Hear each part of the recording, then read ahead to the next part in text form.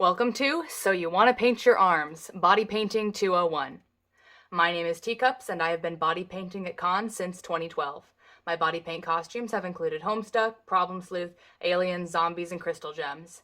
I've created this presentation because I see repetitive basic questions given incomplete answers that will lead to uncomfortable smearing paint, damage to costumes and venues, and plain old disappointing photos. I'm good at putting on durable base layers that last 17 hours of wear without breaking down on the palms of my hands. I'm not an expert in glamour or character makeup. This presentation is just about your base color and your options to temporarily, extraterrestrially, alter it. This panel should equip you to decide what type of paint or combination of techniques is right for your application. You will understand generally how to use and store each type and learn each one's shortcomings. Rather than a series of in-depth video tutorials for all possibilities, I want to equip you to evaluate the tutorials that you'll look up later. I want you to know what is possible with different body paint products and what performance you can expect for investing in them. I want you to raise your standards above smearing and transferring paint. These are solved problems. You deserve clean costumes. This presentation will cover paint alternatives, skin prep, and general paint concepts before we can get to the actual makeup paint types breakdown. Let's start with the most important and most overlooked aspect of convention body painting. Sanitation. Do your part to fight con crud. Keep your hands as clean as possible, and consider a face paint that will withstand a mask. While it's true that pretty much no method of body paint will hold up to hand washing with soap or alcohol sanitizer, you do have an option to keep yourself cleaner than just going to the toilet all day without washing your hands. Use disposable rubber gloves. Whether you're in body paint or armsocks, get yourself a box of disposable nitrile or latex gloves a little bit bigger than properly fit. Put them in a convenient little pouch to carry around all day. Wear them before you enter a bathroom and throw them away after you leave. Put on a new pair before you begin to eat and throw them away when you're done. With this one simple technology, you don't have to share your grody toilet hands with the rest of the convention space. Thank you. However, not everyone has heard of this tip, so be careful sharing food or cosmetics with strangers who are wearing body paint at that con. Masking at con? Use an elastomeric or rubbery respirator for minimal abrasion on your face paint. If you're going to want any bare-faced photos at the convention, you're going to need to invest in an extremely durable paint that is still going to be kind to your face skin. For that, you're probably going to want alcohol paint or possibly a very careful partial application of packs. But do not apply packs to your face in any capacity without experiencing it elsewhere on your body first. Moving on. You're here because you've decided to create a costume for a fantasy character with a non-human skin tone. But maybe there's a better option than body paint. Maybe you don't want to spend 2 hours every morning or evening on makeup. Maybe you don't want an expensive consumable with your costume and you want something reusable. Maybe you have sensitive skin or another sensory issue with makeup. Maybe you put just too much effort into your costume to even think about the possibility of any kind of transfer to it. You have other options. Body paint is a pain in the ass, no matter how you do it. So if you can use something else and hide the seams, you're better off in just about every case. But if it doesn't work with your neckline or the area of visible skin is small, body paint could be your option. First though, let's spend a little time on what else you could do. You can wear a long sleeve shirt or any one of the other available form-fitting garments in the gold color. You can just skip the paint and Photoshop it later. You can wear a zentai. You can wear long gloves. You can wear a combination of opaque stockings or arm socks. Since you can probably figure out how to operate a shirt, I'm going to focus on the last and most effective option, arm socks. Arm socks are Body Paint 101 in my book. If you're truly at 101 theatrical makeup, do your whole face a few more times before going down your arms. Learn to stipple on a smaller, lower stakes surface where messing up won't impact anybody else's things. Arm socks are opaque tights sewn closely around the shape of your hand like very well-fitting gloves. The seams are sealed with glue or nail polish, the gloves turned right side out, and false fingernails are glued right on top of your real nail beds. The result is a surprisingly convincing second skin, at the cost of having to hide a seam somewhere on your upper body. Arm socks originated in the Doctor Who fandom and were popularized in the Homestuck fandom by Tumblr user Cancerously and refined by the rest of the early fandom. Arm socks are also a great option for characters like Porum or this Aradia sprite that have designs on their body, because you don't have to repaint them each time. You can make your own arm socks, but also We Love Colors sells opera glove style arm socks now, in addition to a variety of sleeve and torso coverings of the same material. You'll still need to add fingernails and some way to keep them up. For more about arm socks, read the Cancerously and Exagave posts in the description. Let's take a closer look at my own use of arm socks for the Demimonde Semi-Goddess from Problem Sleuth. I used one pair of tights in each color for this split down the middle look. Both of the original tights waistbands are at my natural waist and attached to one leg each. I cut the other leg off the tights and used it to make a glove. The glove sits high on my shoulder, secured with 2 strips of elastic. The first strip is a 1/4 inch elastic loop following the hem of the glove to give it structure and prevent runs. The second strip is a 1 inch elastic strap that crossed down over my chest, under my opposite arm, and across my back between my shoulder blades. This was the most efficient way I could have done it without buying any additional tights, but sometimes it showed gaps from the side because of the loose armhole of the chiton dress design. To attach the nails, I painted the tops and sanded the undersides of the false nails, put the arm socks on, and glued them on right over my natural nail beds using low temperature hot glue. You can repeat that at your own risk, though if you keep a cup of cold water nearby, I think you'll probably be just fine. Also, if you look closely at this picture, you'll notice I forgot to fill in my eyebrows this day. Always fill in your eyebrows when you're body painting. Making a plan sheet helps. To make a plan sheet, trace photos of your own face to make a template. This 2D exercise also helps you consider where to place light and shadow to reshape your features, and means you don't have to do all of the makeup steps from memory each morning. That sure was a whole lot of words not about makeup. Here's a few more non-makeup concepts before we can actually talk cosmetics. Skincare. Take care of your paint's canvas. Exfoliate a couple days before con, and moisturize regularly to prevent dead skin. Some makeups have harsh removal processes that can damage your skin's moisture barrier, so use a rich moisturizer after body painting to let it heal. Use sunscreen too.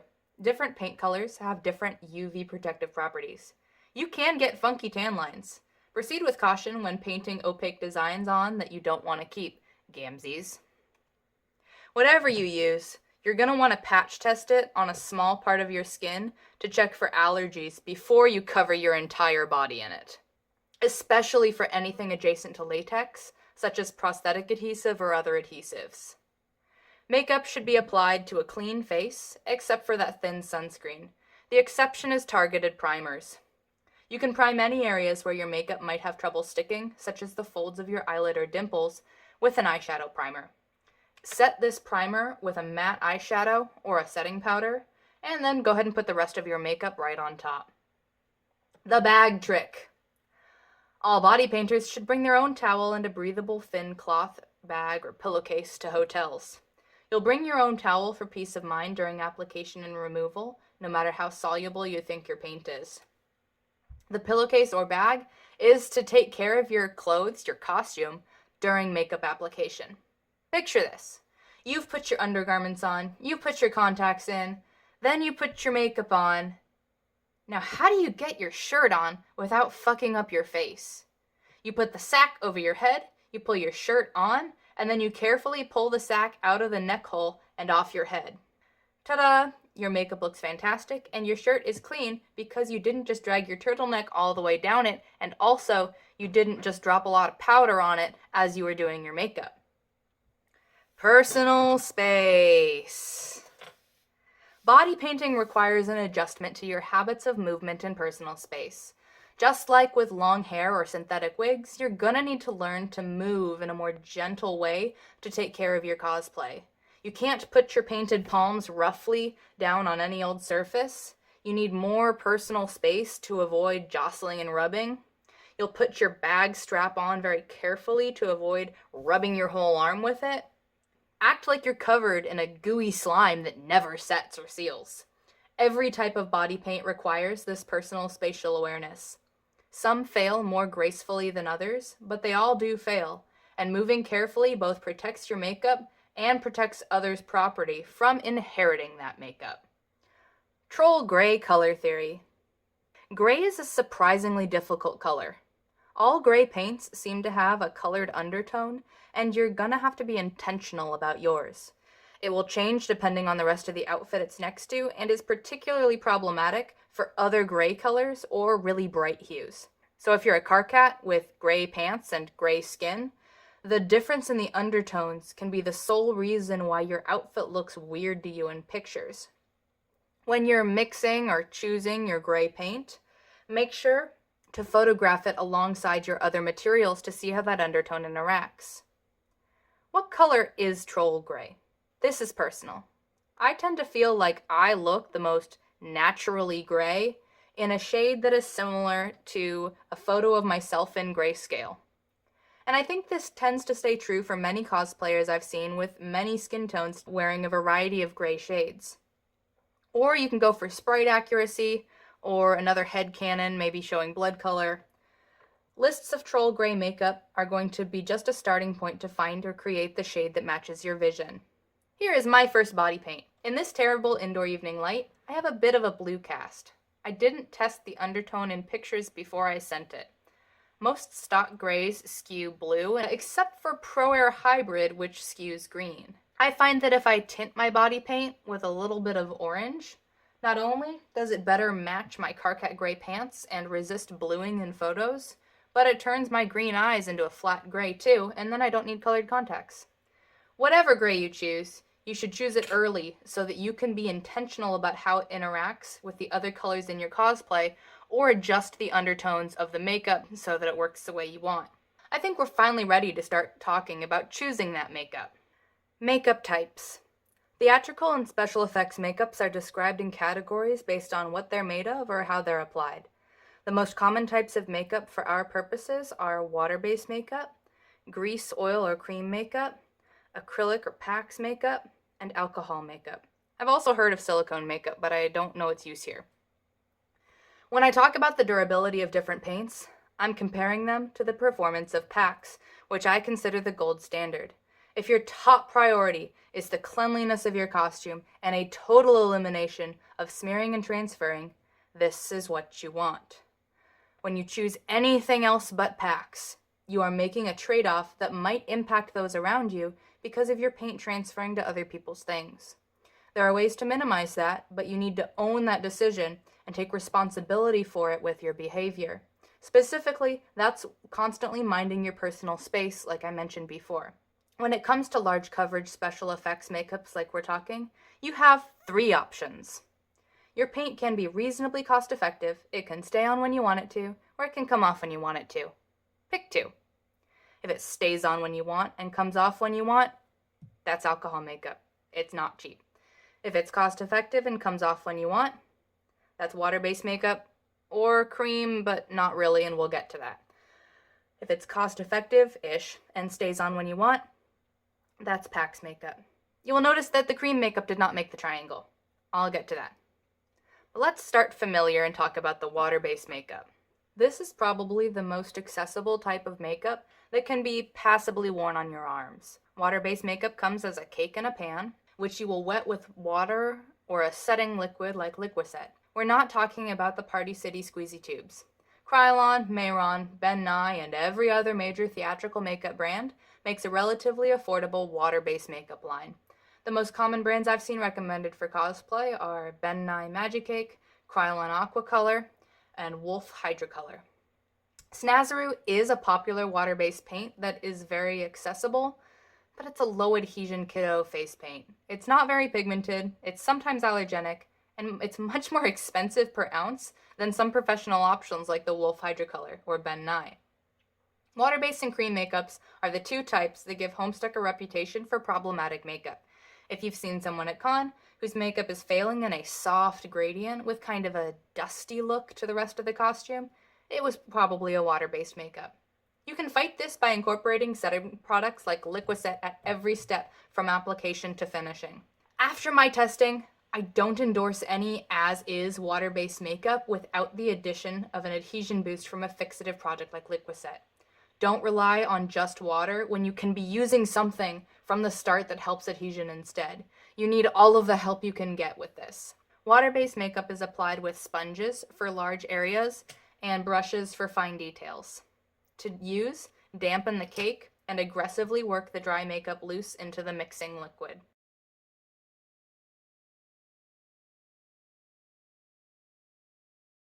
You can feel it start to thicken and offer more resistance to the sponge. Then you can stipple it on just about anywhere except your underarms and palms.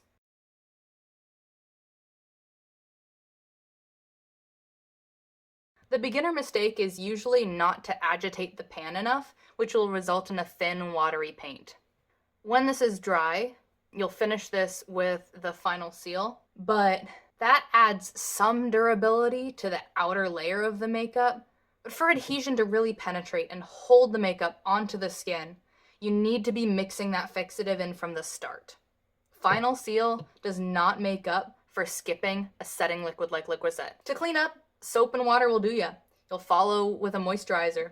You can use powder products over top for details like contouring, but I have never worn water-based makeup to a convention because durability is always my top priority. But I got some to research for this panel, the Wolf Hydrocolor and the Krylon Aquacolor. The Wolf was somewhat touch-resistant even without the Liquicet and could withstand considerable abrasion with it, which really impressed me. The trade-off is that the Krylon looks better up close as it fades because it fades evenly, while the Wolf fails in tiny little chips. But it fades so evenly because it transfers as a very fine powder or even a reactivated paint that works into fabrics and transfers to other surfaces very easily. Let's do a color comparison with the Krylon real quick. And I was actually afraid at the start that using the Liquicet directly in the pan like this would make it not reactivate with water next time, but turns out that is a complete non-issue. It reactivates just fine, in part because Liquicet is actually not that water resistant. So the Krylon will darken as it dries a bit, and the Wolf is mostly dry already, but you can see that there's quite a color difference between the two. The Wolf looked worse after all that rubbing up close because it flaked to a coarser grained sandy dust that fell away harmlessly to the floor. So while that Wolf Liquicet paint might look worse up close after like 8 hours, I think that the costume that you're wearing it under is going to look much, much sharper than it would with the Krylon because the Krylon fails by very powdery dust instead. So it'll make your black t-shirt kind of dusty dark gray, whereas the Wolf will probably just fall off, which is great. I think that the Wolf formula is really impressive for what it is and poses a relatively low risk of smearing and transferring if you're gentle. If you end the day with less paint coverage than you started, there's a good chance that it's on your clothing or on items that you've handled or brushed throughout the day. Don't handle merchandise or art with water-based paint on your body. It has the likeliest and highest stakes failure mode of the 3 good paint options because of how easy it is to remove with water and the possibility it has of reactivating and staining things as a liquid paint. After my experience, I can't recommend using any water-based makeup for conventions without the help of a fixative liquid. Final seal on the outer layer will not provide sufficient adhesion. Even Wolf wasn't good enough on its own to me, not for all day at a convention. That said, water-based makeup has a lot going for it. It's accessible, it's easy to apply evenly, it's comfortable to wear, it's quick to remove, it dries fast, it's gentle on your skin, it's good for drippy blood effects. Rubbing alcohol is never involved in the process. Unlike packs and creams, you can use the same pan on your face and your body. Only alcohol paint shares that distinction, and it's 10 times the price. However, it's also more difficult to pre-mix custom shades because it's a solid cake. It reactivates from normal body moisture, it requires counter space and a water source to touch it up at con, and results vary on how transfer resistant it's possible to get it, even with the help of something like Liquicet. Some folks report that it's a lost cause in hot and humid climates, in which case, consider armsocks. Okay, let's let this dry for a moment, and then do a little bit of on-camera rubbing, freezing. Anyway, okay, we've got clean hands and painted hands. A clean, dry hand, rubbing rather vigorously on the Liquicet Wolf. My hand is clean. If you look really closely, you can see those little specks that I mentioned, where the paint is failing into little flakes. That's what I like to see, because what I'm not seeing is it just transferring over the entire surface. What I'm not seeing is smearing. I'm seeing a kind of peeling. Now the Krylon transferred, even with the Liquicet, and I would call this pretty darn dry, and this is consistent with what I saw last time as well. The Liquicet didn't help it really that much. Up close, though, it looks really, really nice. It looks nice and smooth, unlike the Wolf, because it has failed so evenly. But what that even failing means is that it's transferring as these microscopic particles. It's not gonna keep your clothes clean. This is not my preferred failure mode. This is smearing, this is transferring. But dude, check that shit out. Like, I'm a little bit insane over this. Like, that's incredible for a water-based paint. Granted, this is what it gets you. But you're not ruining anyone else's day. It's not on anyone else's stuff. Yeah, your paint looks a little janky, but it's not on anybody else's things. I love you, Wolf. Highly recommended. Aqua color, love the color, but no. Packs. Packs is the more cost-effective option for a paint that stays damn well put where you want, at the cost of time and effort spent applying and removing it. Packs is a mixture of prosthetic adhesive and acrylic paint. Its name is a shortening of prosthetic adhesive and Liquitex, like the paint brand. Yep, this has seen plenty of professional use, believe it or not. 4 ounces of Prozaid costs $15. A 4-ounce bottle of Pro Air Hybrid alcohol paint is $40. Plus, you might already have enough acrylic paints at home you can use for the color. But wait, we're putting craft store paint on our skin? Is that safe? So here's my disclaimer. Some paint pigments are toxic. You should read the Material Safety and Data Sheets, the MSDS, for any non-cosmetic substance that you're using in a cosmetic fashion. Packs should not be used around the mucous membranes on your face because of this and because of its very strong adhesion to that delicate skin. You may experience allergies to products that are not designed for cosmetic use. You should specifically know the pigment ingredients used in your paints because that's where there's a risk of exposure to heavy metals. However, the pigments seem to pose the most risk by inhalation when handling as a powder, which you're never doing here because they're suspended in a paint. But there is a reason that even in approved cosmetics, there are shades of blue, red, and other colors that are labeled not for use in lip and eye area, even right there on the Sephora website. And here, we're not even talking about actual cosmetic pigments sold as cosmetics. Ours in the paint may well be much worse off, and we should err on the side of caution, within reason. Know what you're handling, but it's for a few hours, a couple of times a year. You're not living in it. and you're not inhaling it. Troll cosplayers? Good news. Titanium dioxide, white, and carbon, black, probably deserve some of the least concern. Also, if you're in a very hot area, be aware that packs might impact your ability to sweat normally and therefore thermoregulate. It's basically like wearing a very, very thin latex catsuit. Proceed with caution for large, opaque applications, and familiarize yourself with heat-related illness symptoms and first aid treatment, which you should do for conventions anyway because they're hot and busy places. Disclaimers aside, here's the details. The most common prosthetic adhesive brands are Pros-Aid and Ben Nye. Pros-Aid makes a low-tack version, which is made specifically for use as packs. I've never used it because I like my adhesives to be multi-purpose, and I can glue stuff to my body with this one. I find Ben Nye slightly easier to remove. Pros-Aid has slightly longer longevity and it's harder to remove, but I don't have much of a preference between it and the Ben Nye for the purpose of paint. To prepare your skin for packs, consider shaving the area of application a couple of days before the con. It's a strong adhesive that does not release well from hair. To make packs, decant some of the adhesive into a little bottle and then add your acrylic paint and mix it thoroughly until you get the color that you like once the paint is dried and powdered. It helps to put a little ball bearing in the bottle, like in nail polish. Packs dries to an incredibly sticky glue that, when powdered, calms down to an incredibly long-lived body paint. The paint you use kind of matters, but it will work with whatever you've got, granted you know your pigments. These are random example paints that I found at my dad's house. I don't even know if these are still soft. They might just be plastic in there.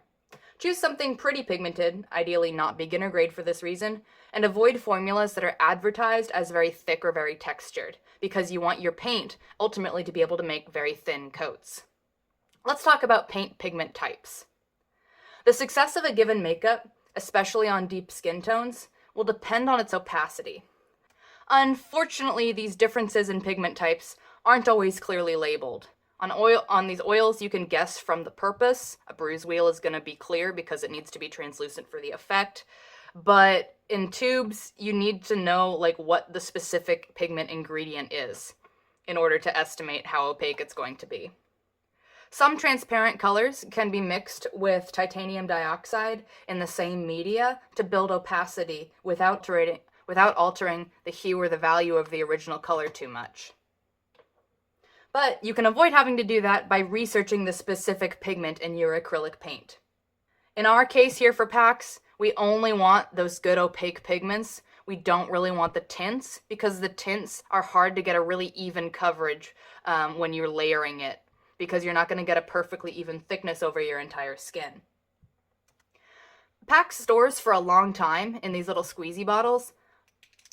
I made this one at least 3 or 4 years ago. Don't finger paint yourself, guys. This is how you get really streaky application.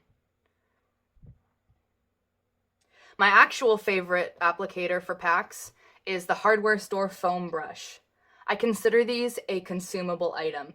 You can sometimes save them for the next day of a convention by putting them in a Ziploc bag, but it's a lost cause trying to wash them out in a sink with your freshly painted hands. To use these, you'll want to dampen the brush in water and wring it almost entirely dry. This prevents the paint from drying too quickly in the sponge itself. And then you paint yourself using strokes and a stippling motion, both, whatever works for you with this sticky stuff. Thinner coats are better, but you have to build your working area up to a complete opacity before you can move to another area, because as soon as you move your body, you will glue yourself to whatever you touch. So you develop this awkward dance while you'll have your brush with your paint and you'll have a hairdryer on the counter to speed up the drying process, and you'll need to develop this very intentional order of assembly.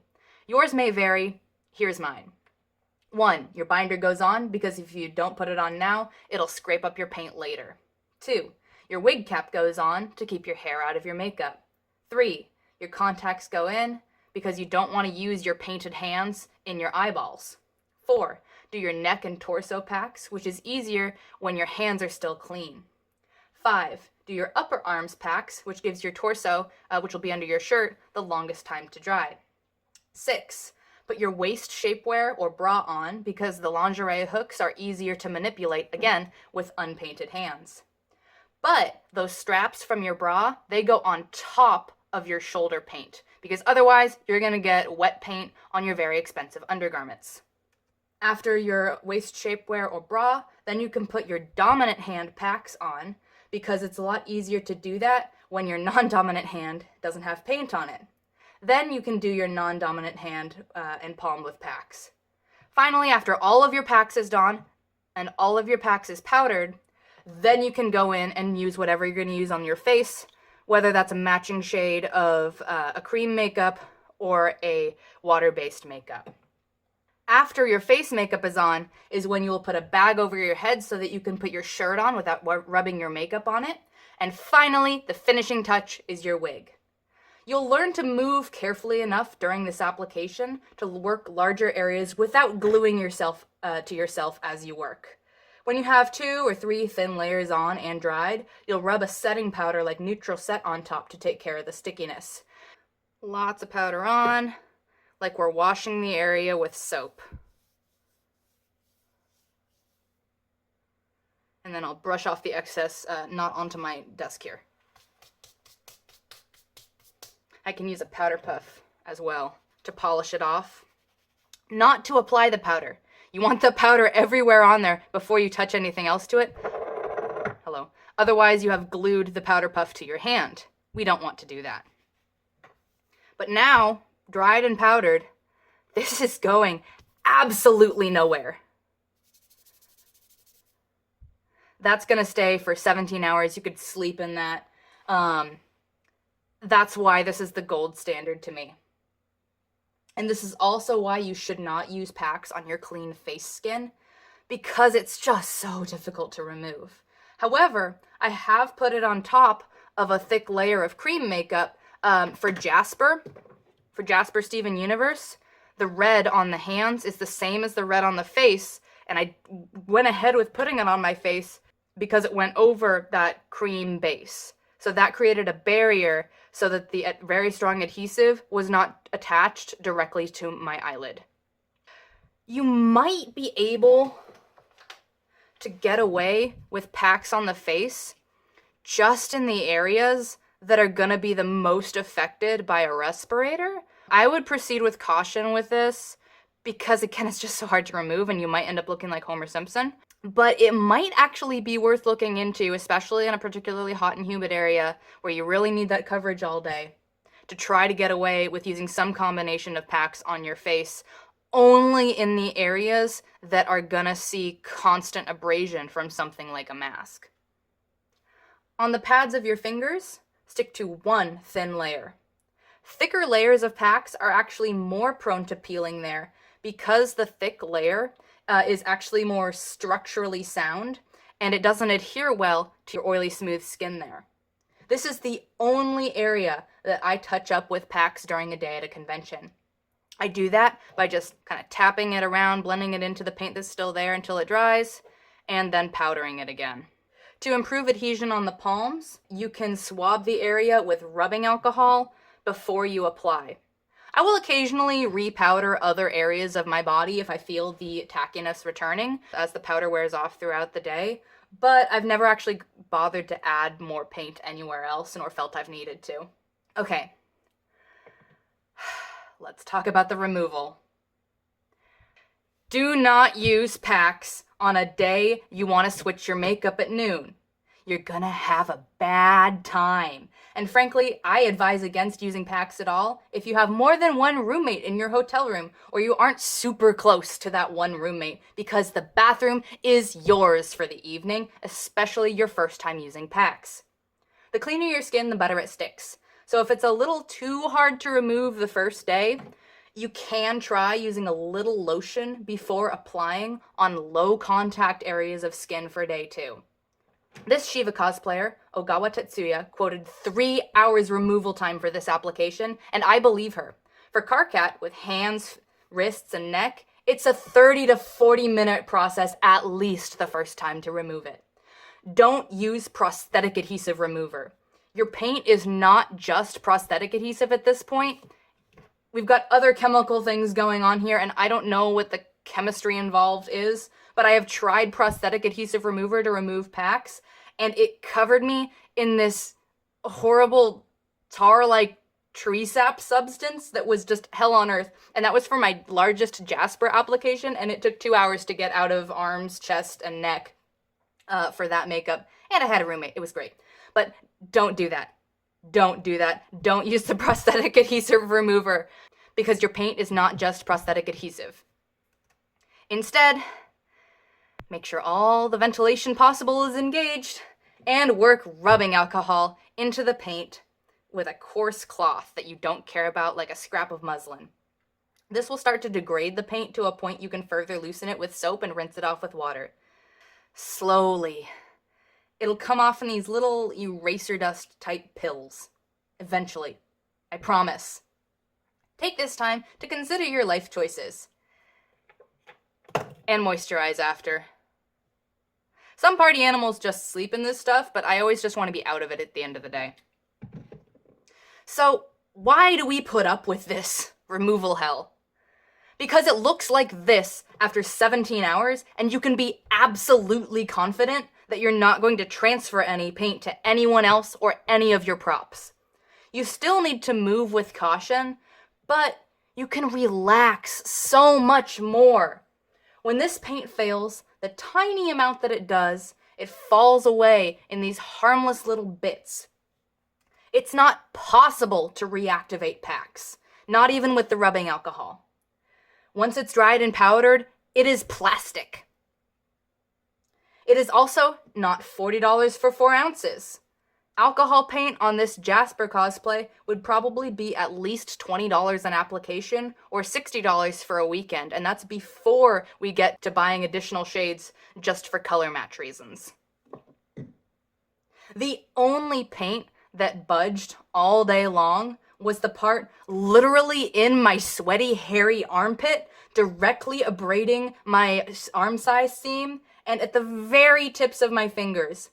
All of those missing paint pieces fell harmlessly to the floor.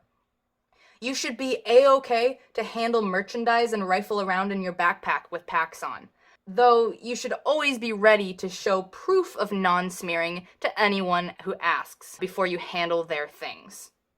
This picture actually shows the worst fingertip peeling that I have ever had, and it was due to a combination of factors. First, I don't think my hands were free of moisturizer to start with. Second, that paint was made mostly of the Ben Nye adhesive, which is less adhesive than the Pros-Aid, and also the acrylic paint I used was super cheap, which means I needed to use more paint to get the pigment I needed. Both of those things contribute to low adhesion. Third, I layered it on my fingertips pretty thick because I hadn't learned yet that thinner is stronger in that area. Packs, like I said, is the gold standard for durability. It's waterproof, sweatproof, friction resistant. Some hooligans will swim and sleep in it. It's easy to customize the color. You can touch shit fearlessly. It cannot be reactivated, and it cannot end up on another surface or somebody else's thing once it's dried and powdered. Plus, it's cheaper than your alcohol paint, and it doesn't have the seams of armsocks. But oh my god, the removal. If I have ever experienced anything close to a Sharpie bath incident, it was while trying to remove packs with not quite enough ventilation. You may also have reservations about non-cosmetics used on skin, or dislike the waste from single-use brushes. Those can also be cons to packs. Option 3. Alcohol paint. Stays on when you want it to, comes off with soap and water. I used this at SAHcon 2023 for Commander Karkat as a solution that I hoped would hold up under a elastomeric respirator. Here's a picture that I took outside after wearing a respirator all morning. I did a slight touch-up to an area about the size of a fingertip.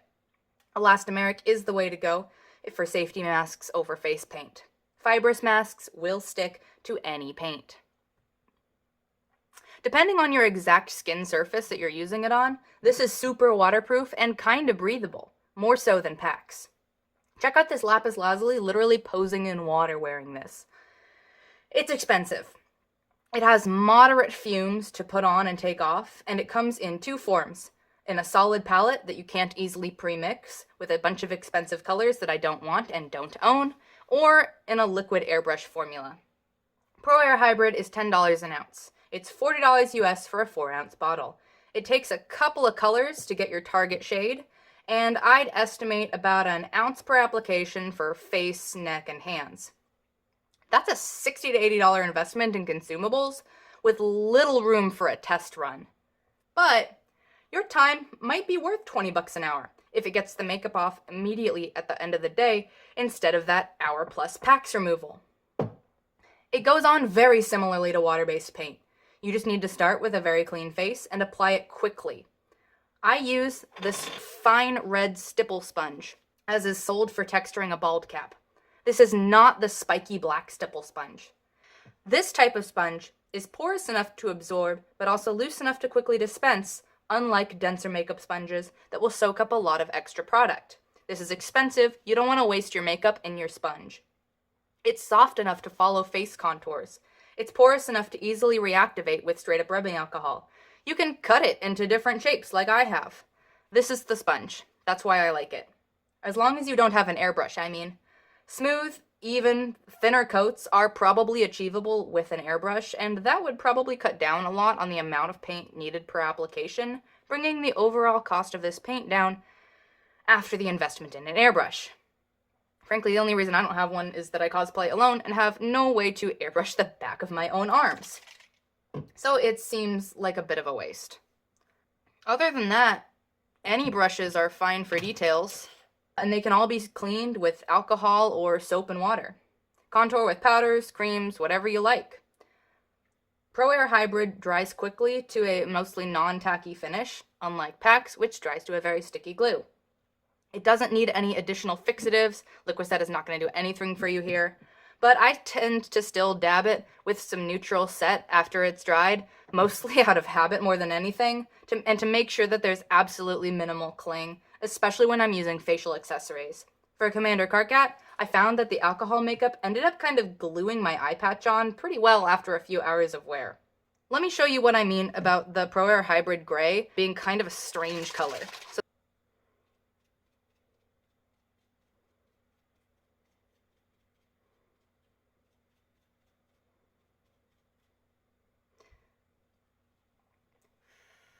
Yeah, kind of like the water-based makeups, it does have a color shift as it dries. So that's what their stock gray looks like. I hope it's showing up on camera. You can definitely see the undertone difference with the packs that I made versus the gray Pro Air. It's much darker. In person, it is distinctly green. It's not at all appropriate for a warm blood like Karkat. Let me bust out the Ben Nye CL26 for another swatch comparison. And you can see that the Pro Air is nowhere near that. So if that's a tone that works for you, maybe you are doing a Nepeta and that green is gonna really work for your character, fantastic. But remember what I said about undertones earlier? Combining it with other grays in your outfit, or with Commander Karkat, I had bright, bright, bright red. That just made it look so much greener by comparison that I basically used very little of this gray, and what I ended up using was the entirety of this white bottle with a little bit of the black, and actually a little bit of my orange packs. Just a touch. But that's how I got my custom shade. Let me show you what that one looks like.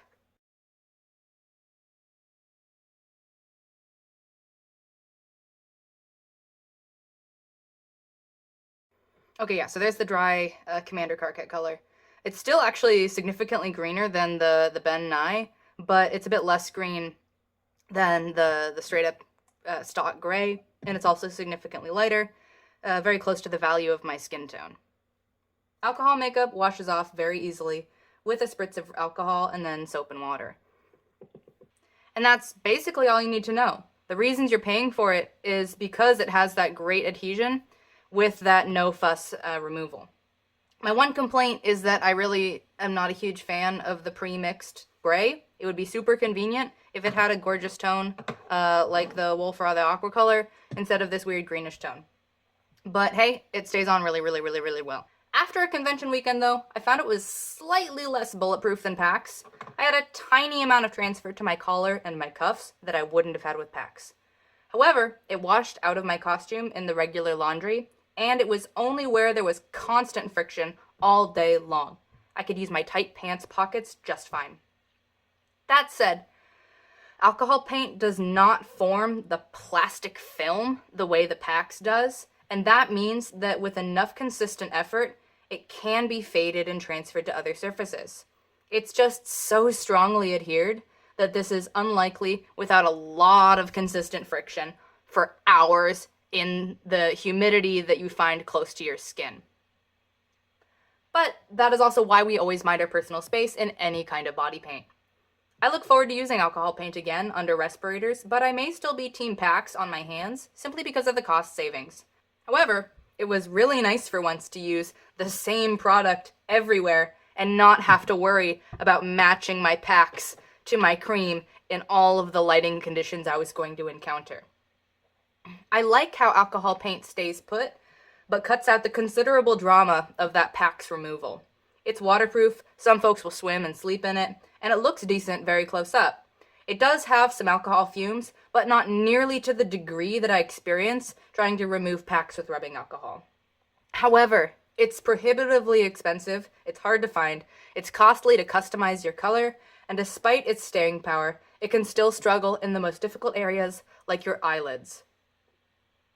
It is possible to transfer it to fabrics with enough sustained friction, making it a less ideal choice for those unwashable costumes. Hey, what about this one? So I've seen in person, actually, and heard of folks online using fabric paint as body paint. I have also heard folks disparage the practice out of hand as obviously gross and unsafe. It seems to be following the idea of packs and just skipping a step, on the theory that a fabric paint is going to be more flexible than the regular acrylics to start with. I don't think it's going to kill ya, but I don't think that it's a good option for a nice looking costume. My experience using fabric paint, not on my skin, is that it often has a strange shine or even shimmer to it, even in non-metallic shades, that you don't really want in this application. The cosplayer that I saw wearing it on their body had a lot of streaks and peeling. I wouldn't recommend doing this. It didn't look great, but I'll say that it has a similar failure mode to packs, which is going to be peeling into those harmless little eraser dust pills rather than staining smears. So there's that. I expect that similar warnings should apply to this regarding your ability to sweat and thermoregulate, because, like packs, it's going to form a plastic layer over your skin. And also because, again, this is not a regulated cosmetic product, you may also experience allergic reactions or sensitivities.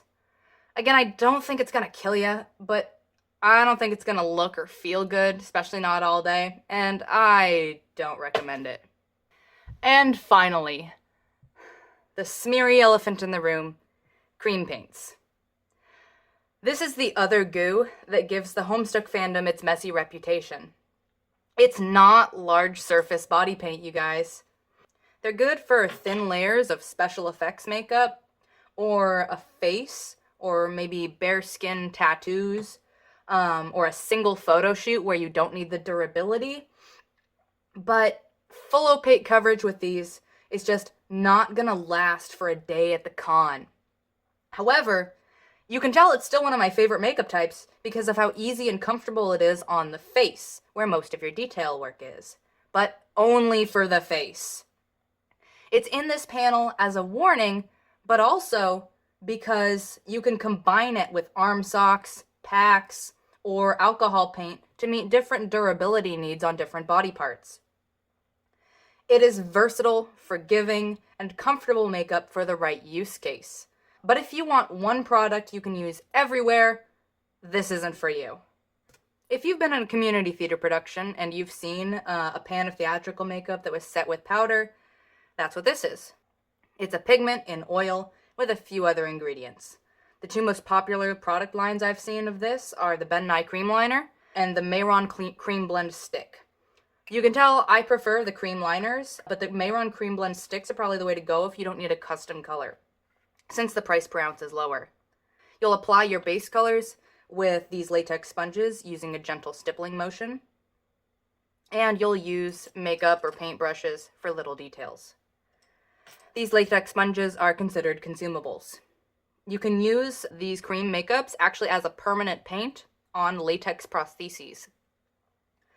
This makeup has an infinite work time. It doesn't dry on its own, unlike all the other makeups mentioned. If you're working entirely with creams, you can do all of your facial contours and highlights before you set your makeup. This is the only makeup on this list where you can apply the color first and then go back and blend. Everything else you need to blend as you go. If the opacity in your brand new pan is low, you can stir it up with a toothpick or a spatula, and then even at the same temperature, it will be softer and apply thicker and therefore bolder. You can thin cream makeup with a rubbing alcohol for drip or spray effects.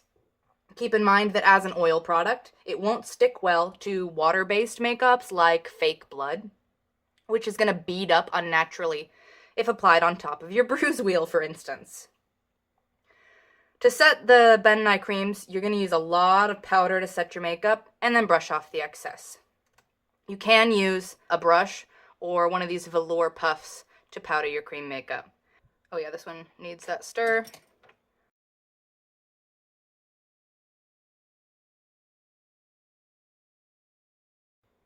We got the green on, and then we'll powder it.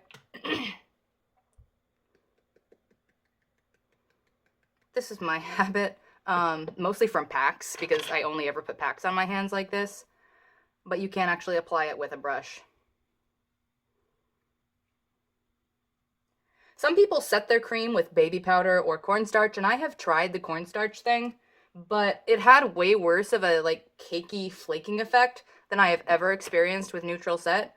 So I say just get a big ass bottle of neutral set, and it will last forever and never expire.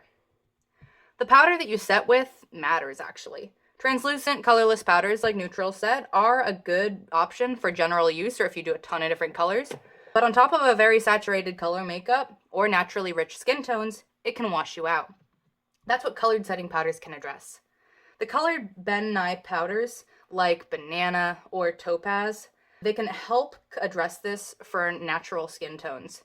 To mix a custom shade of a setting powder, you can tap out your colored pigment onto a paper towel or a palette and mix it in with your neutral set before going in, blending that with a powder brush to make your custom shade of setting powder. Back to this Shiva cosplayer, she used some matte cosmetic pigment, just the pigment, mixed into her neutral set to powder up all that blue. I clean my cream brushes with the Perry & Spirit brush cleaner. It smells like oranges, but dish soap and water will work too. The velour puffs, they can be laundered just in the regular laundry, and you can wipe actually the surface of the makeup with rubbing alcohol to sanitize the pan to share it with your friends. You can also do this with your water-based makeup or really anything else that's a pan makeup. Over a long time, I have noticed some texture changes in some of my cream liners over several years, but they haven't really given me any trouble. You can toss it if that spooks you, but otherwise you can store them in the freezer and they will last 1 million years. I store all of my food oil-based, organic, all-natural lipsticks in the freezer so that they don't go rancid. You can sanitize the surface of those with your rubbing alcohol too. However, cream makeup is never truly set. It is only paused. And that makes it so comfortable to wear because it moves with you so easily. And it's remarkably easy to touch up on the fly because you don't need to be mixing anything else into it to add a little bit more color. But that also means that it's the most liable to cause issues with contact. Since it's not water soluble, you're not going to directly sweat it off, but it softens in heat, and it needs more touch-up powdering to keep it transfer resistant. That means it builds up mass as you keep powdering it, and it makes your arms feel all gooey. There's no amount of final seal that will make me recommend it for someone's arms over Wolf and Liquicet. There will always be a layer of oil between the outer makeup and your skin, allowing the makeup to smear with enough force. And these cream smears are much more of a pain to clean than water-based smears because that is oil. Final Seal and similar setting sprays work by rehydrating and adhering to the outer layer of a water-soluble makeup. It won't save you with oil. What a setting spray can do for your oil paint is to temper that powdery look of the setting powder and give you maybe a more natural skin texture. But it doesn't penetrate to truly lock the makeup onto your skin. And that's why this makeup belongs on your arms as localized special effects only. Combining methods. If you want to combine different methods due to different comfort or durability needs, you need to match the colors. Behold the power of spacing out the colors. Here's the Demi-Montsemi Goddess again. Did you notice how badly I matched the pink face paint and the pink arm sock? It's really not very close at all. But since the two colors are separated by the hair and the dress, it takes you a second to notice. It's not hard to do better than that with gray. So don't stress too much about shade matching between media when you're applying those paints in different locations, such as on your arms and your face when you've got a t-shirt in the way. But the gist of the idea when you're combining two media that are going to share a seam, such as at your jaw, is to perfect the color of the more difficult medium first, and then adjust the easy mixer to match it. Arm socks are going to be the hardest to be specific since they're fabric. And I would say that cream is the easiest to customize because it doesn't color shift on its own at any point in the process. And you can mix it just on a palette and fine-tune it pretty easily as you go. So you'll get the more difficult medium perfect, and then go take the worst flash photos in the worst, shittiest lighting you can find to exaggerate any discrepancy. And then you'll adjust the color and repeat until the paints match even in those terrible lighting conditions. If you're combining powder set methods, you're going to need to mind your setting powder because the packs and the cream paint will absorb the powder at different rates, and therefore they'll both get a different amount of color shift from your setting powder. This Jasper had great longevity on this body paint, but we did have a bit of a color matching issue because the cream makeup on the face absorbed more of that neutral set than the packs on the arms, and so it lost saturation. To address this in the future, I made a more orange setting powder. So, what's the future of durable body paint? I think that it's going to be improvements to these alcohol-activated systems that will bring the cost down. There are already durability-enhancing primers available for these that I hope to try in the future that could make even that slight transfer that I experienced with these a thing of the past. I would definitely consider one of those primers for use on my face under a respirator, which, with the moisture and friction there, is about the harshest thing you can ask of any of your paint types. If you've got other products, any other paint types that I have failed to mention, please go ahead and inform me of them in the chat. In conclusion, I hope you choose to bring disposable gloves with your body paint cosplay. I hope you understand the trade-offs between longevity, cost, and ease of removal. I hope you know how each paint type fails, and where that missing paint goes when it fails. I hope you're now prepared to make an educated choice between arm socks or water-based packs or alcohol makeup for your next cosplay. I hope you understand how creams can work alongside these other methods, but they're not really the tool for the job for body paint below the neck. And I hope most of all that that cosplay that you put all that hard work into looks its very best each and every day you wear it, because it is completely free of smears. Thanks for coming to my presentation.